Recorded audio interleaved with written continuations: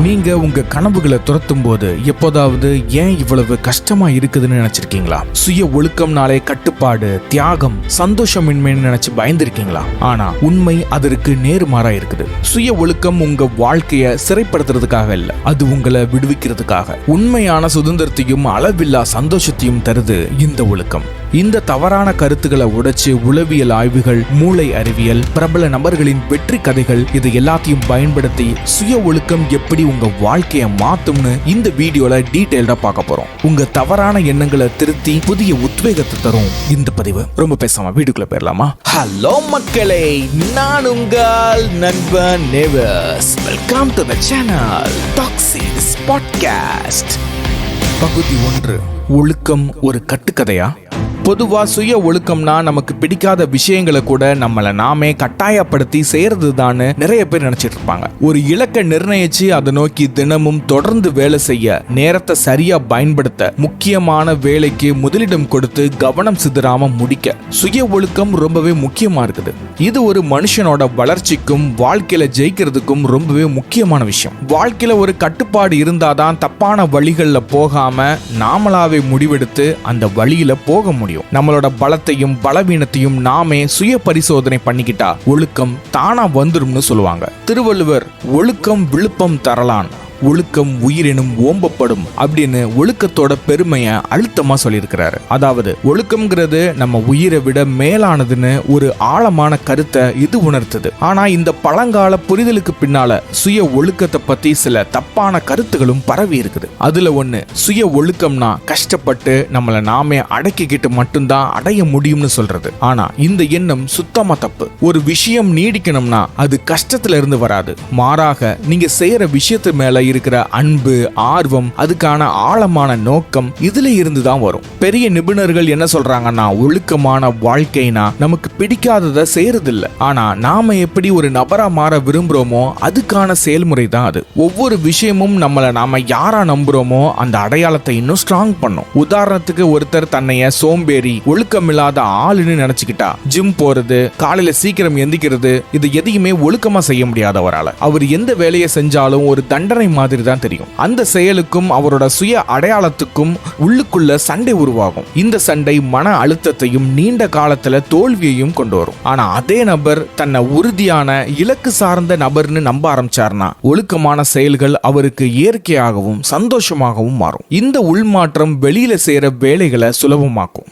இந்த காரண விளைவு சங்கிலியை புரிஞ்சுக்கிறது ரொம்ப ரொம்ப அவசியம். நாம எடுக்கிற ஒவ்வொரு ஒழுக்கமான செயலும் நான் ஒரு ஒழுக்கமான உறுதியான நபருங்கிறத நாம நம்பிதான் ஆகணும். அதுதான் நம்மளை உறுதிப்படுத்தும். இந்த புது நம்பிக்கை இன்னும் நிறைய ஒழுக்கமான வேலைகளை செய்ய நமக்கு ஒரு ஊந்துதலை கொடுக்கும். இதனால ஒரு பாசிட்டிவான சைக்கிள் உருவாகுது. ஒழுக்கங்கிறது உள்ளுக்குள்ள நடக்கிற ஒரு சண்டையோட முடிவில்லை, மாறாக நம்ம விரும்பும் வாழ்க்கைக்கான ஒரு அழகான பயணத்தோட ஆரம்பம். பகுதி 2. மார்ஷ்மெல்லோ சோதனை. சுய கட்டுப்பாடு மற்றும் பொறுமையா காத்திருக்கிறத பத்தி நடத்தப்பட்ட ஒரு பிரபலமான ஆய்வு ஸ்டான்போர்ட் மார்ஷ்மெல்லோ டெஸ்ட். 1960களோட ஆரம்பத்துல உளவியலாளர் வால்டர் மிஷெல் ஸ்டான்போர்ட் பல்கலைக்கழகத்துல இந்த ஆய்வை மேற்கொள்றாங்க. இந்த ஆய்வோட நோக்கம் என்னன்னா, காத்திருக்கிற குணம் பிறப்பிலேயே வருதா இல்ல அதை வளர்த்துக்க முடியுமான்னு தெரிஞ்சுக்கிறது தான். இந்த சோதனையில மழலையர் பள்ளி பசங்களை ஒரு ரூம்ல தனியா விட்டுட்டாங்க. அவங்களுக்கு ஒரு ஸ்வீட்டை கொடுக்குறாங்க, அது ஒரு மார்ஷ்மெல்லோ. மார்ஷ்மெல்லோ அப்படின்றது எல்லாருக்குமே தெரிஞ்சிருக்கும், அது ஒரு இனிப்பு பண்டம். அவங்க உடனே அந்த ஸ்வீட்டை சாப்பிடலாம், இல்லனா 15ல இருந்து 20 நிமிஷம் பொறுமையா காத்திருந்தா அவங்களுக்கு 2 ஸ்வீட் பரிசா கிடைக்கும்னு சொல்றாங்க. பசங்க காத்திருக்கிற நேரத்துல அந்த ஆய்வை மேற்கொள்ற நபர் அந்த ரூம்ல இருக்க மாட்டாரு. அவங்க எப்ப வேணாலும் ஒரு மணியை அடிச்சு அந்த ஆளை கூப்பிட்டு ஒரு ஸ்வீட்டை சாப்பிடலாம், இல்லனா காத்திருந்து 2 ஸ்வீட்டையும் வாங்கலாம். ஆய்வோட ஆரம்ப முடிவுகள் ரொம்பவே சுவாரஸ்யமா இருந்துச்சு. பொறுமையா காத்திருந்த பசங்க பின்னாடி அவங்க வாழ்க்கையில நல்லா ஜெயிச்சிருக்காங்கன்னு கண்டுபிடிச்சாங்க. இந்த பசங்க அதிக SAT மதிப்பெண்கள் எடுத்தாங்க, உடல் எடையை சரியா பார்த்துக்கிட்டாங்க, அதாவது ஃபிட்டா இருந்தாங்க, அவங்க வச்ச அர்த்தமுள்ள இலக்குகளை அடையறதுல நல்லா இருந்தாங்க. இது என்ன காட்டுதுன்னா, பொறுமையா காத்திருக்கிற குணம் வாழ்க்கையோட பல விஷயங்கள்ல நல்ல விளைவுகளை கொண்டு வருதுன்னு நம்பப்படுது. ஆனா இந்த டெஸ்டுக்குள்ள ஒரு ஆழமான ட்விஸ்ட் இருக்குது. சமீபத்தில் நடந்த ஆய்வுகள் என்ன சொல்லுதுன்னா, இந்த டெஸ்ட் வெறும் மன உறுதியை மட்டும் அளக்கல, இன்னொரு முக்கியமான விஷயத்தையும் அளக்குது அப்படின்னு சொல்றாங்க. அது என்னன்னா, அந்த பசங்களுக்கு டெஸ்ட் பண்றவங்க மேல மேல இருக்கிற நம்பிக்கை தான். ஒரு குழந்தை அந்த ஆள் மறுபடியும் வந்து 2வது ஸ்வீட் கொடுப்பாருன்னு நம்பினா மட்டும்தான் பொறுமையா காத்திருக்கும். இந்த நம்பிக்கை இல்லைன்னா உடனே முதல் ஸ்வீட் எடுத்து சாப்பிட்றோம். உதாரணத்துக்கு ஒரு குழந்தை பாதுகாப்பு இல்லாத இல்ல நம்ப முடியாத சூழல்ல இருந்து வந்திருந்தா அது உடனே முதல் ஸ்வீட்டை எடுத்துரும். இதுக்கு காரணம் எதிர்காலத்துல 2வது ஸ்வீட் கிடைக்குமான்னு தெரியல அப்படின்ற ஒரு சந்தேகம். இந்த முடிவு என்ன உணர்த்துதுன்னா தனிப்பட்ட ஒழுக்கம்ங்கிறது ஒருத்தரோட உள் வலிமை மட்டும் இல்ல, அவரோட சூழல் மற்றும் சமூகம் மேல இருக்கிற நம்பிக்கையும் பொறுத்தது. நம்ப முடியாத சூழல்ல உடனே ஒரு திருப்தியை தேடுறது ஒரு தற்காப்பு உக்தியா மாறுது. இந்த விஷயம் நமக்கு என்ன சொல்லுதுன்னா நம்மளோட சுய ஒழுக்கத்தை வளர்த்துக்க நம்மளை சுத்தி இருக்கிற சூழலை ஒழுக்கத்துக்கு துணை புரிகிற மாதிரி மாத்தணும். பகுதி 3, மூளையின் ரகசியம். டோபமைன்ல இருந்து ப்ரீஃப்ரண்டல் கார்டெக்ஸ் வரைக்கும். சுய ஒழுக்கம் மற்றும் மன உறுதிக்கு மூளையோட மையம் ப்ரீஃப்ரண்டல் கார்டெக்ஸ்னு சொல்லப்படுற ஒரு பகுதி தான். இது நம்ம சிந்தனைகள், உணர்வுகள் மற்றும் ஊந்துதல்களை நிர்வகிக்குது. நம்ம ஒரு இலக்கை நோக்கி வேலை செய்யும் போது கவனம் சிதறாம இருக்க, முடிவுகளை நிர்வகிக்க இந்த மூளை பகுதி உதவுது. சுய ஒழுக்கம்ங்கிறது பிறப்பிலேயே வர்ற குணம் இல்ல, அதை ஒரு பயிற்சி மூலமா வளர்த்துக்க கூடிய ஒரு திறமை தான். சின்ன சின்ன ஒழுக்கமான விஷயங்களை தொடர்ந்து செஞ்சா தசை மாதிரி ப்ரீஃப்ரண்டல் கார்டெக்ஸும் ஸ்ட்ராங் ஆகும். உதாரணத்துக்கு பொறுமையா காத்திருக்கிறதுல ஜெயிச்ச பசங்களோட மூளைய ஆய்வாளர்கள் ஆராய்ச்சி பண்ணும்போது அவர்களோட ப்ரீஃப்ரண்டல் கார்டெக்ஸ் அதிக வேலை செஞ்சுக்கிட்டு இருந்துச்சு. சுய ஒழுக்கத்தோட அறிவியல் பின்னணியில டோபமைன் ஒரு பெரிய பங்கு வகிக்குது. டோபமைன்னா என்னன்னா நம்மள ஒரு இலக்கு நோக்கி வேலை செய்ய தூண்டி விடுற ஒரு கெமிக்கல். ஒரு வேலையை செய்ய ஆரம்பிக்கும் போது மூளை ஒரு சின்ன அளவு டோபமைனை வெளியிடும். அந்த வேலை நல்லபடியா முடிஞ்சா ஒரு பெரிய டோபமைன் அளவுல வெளியிட்டு அந்த பழக்கத்தை மூளையில நல்லா பதிய வைக்கும். ஆனா இந்த டோபமைன் அமைப்புக்கு ஒரு கெட்ட பழக்கமும் இருக்கு. சோஷியல் மீடியா,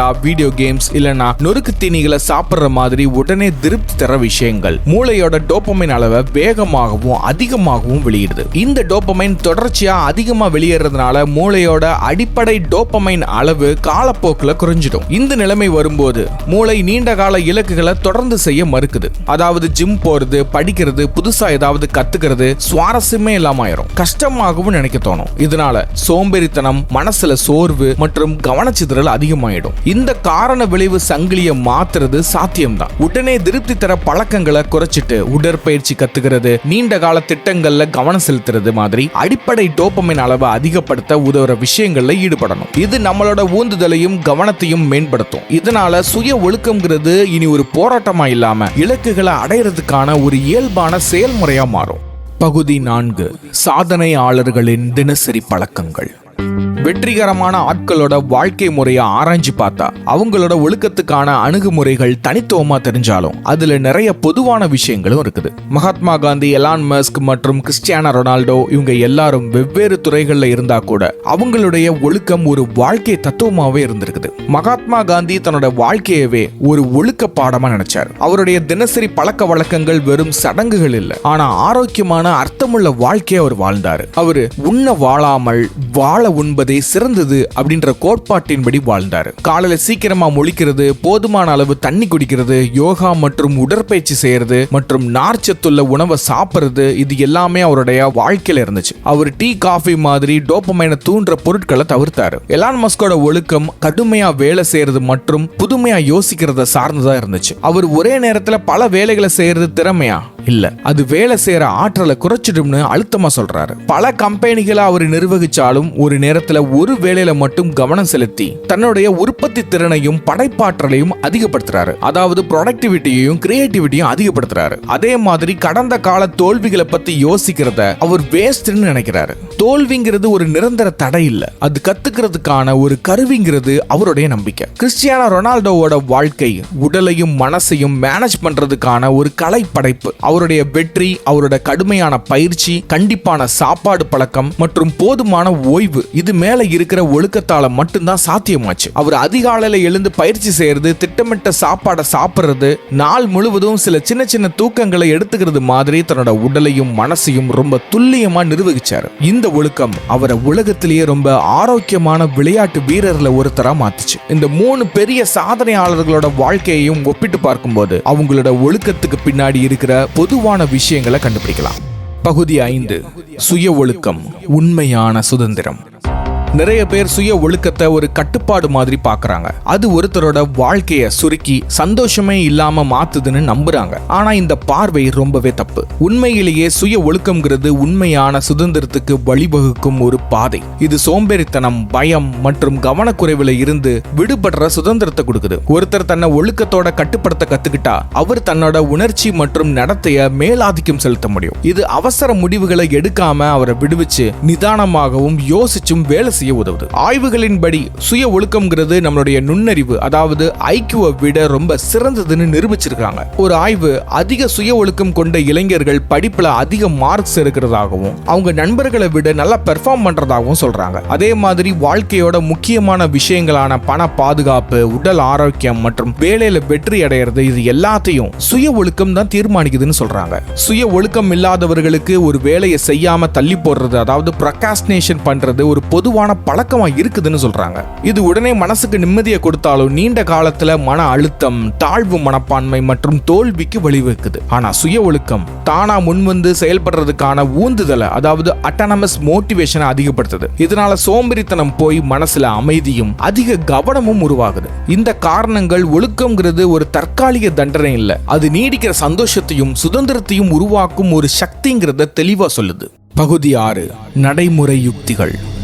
சுய ஒழுக்கம் ஒரு பிறப்பிலேயே வர்ற குணம் இல்ல, அது ஒரு கத்துக்கக்கூடிய திறமைன்னு புரிஞ்சுக்கிட்டதுக்கு அப்புறம் அதை எப்படி வாழ்க்கையில கொண்டு வரணும்னு தெரிஞ்சுக்கிறது ரொம்பவே முக்கியம். சின்ன சின்ன முயற்சிகள் கூட பெரிய மாற்றங்களை உருவாக்கும் சக்தி கொண்டது. Number 1, the 2-minute rule. பழக்க வழக்கங்களை உருவாக்குறதுல இருக்கிற பெரிய சவால் ஒரு வேலையை ஆரம்பிக்கிறது தான். இதை முறியடிக்க 2-minute ரூல் ரொம்பவே பயனுள்ளதா இருக்கும். எந்த ஒரு புது பழக்கத்தையும் 2 நிமிஷத்துல முடிக்க முடிஞ்சா அதை உடனே செஞ்சிடணும் அப்படின்ற விதியோட அடிப்படை தான் இது. உதாரணத்திற்கு உடற்பயிற்சி செய்யணும்னு நினைச்சா ஒரு முழுமையான பயிற்சிக்கு பதிலா 2 நிமிஷம் மட்டும் பயிற்சி செய்ய ஆரம்பிக்கலாம். இந்த சின்ன ஆரம்பம் மனசோட எதிர்ப்பை குறைச்சு புது பழக்கத்தை தொடர்ந்து செய்ய ஊந்துதலை கொடுக்குது. இது பெரிய இலக்குகளை அடைய தேவையான மோட்டிவேஷனை உருவாக்குது. 2 நிமிஷம் ஒரு வேலையை செய்யறது கஷ்டமா இருக்காது இல்லையா?